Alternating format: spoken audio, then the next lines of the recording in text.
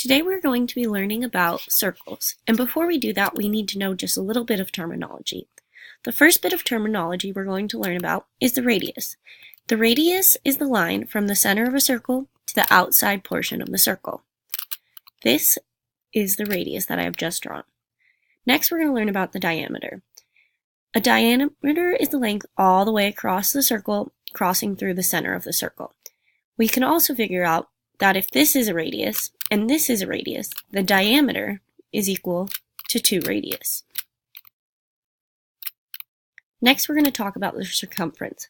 The circumference is equivalent to the perimeter of any other shape. So that is going to be the length of this line that goes all the way around the circle. And lastly, we're going to talk about the area of a circle, which is similar to any other area. It's going to be the shaded area within the circle.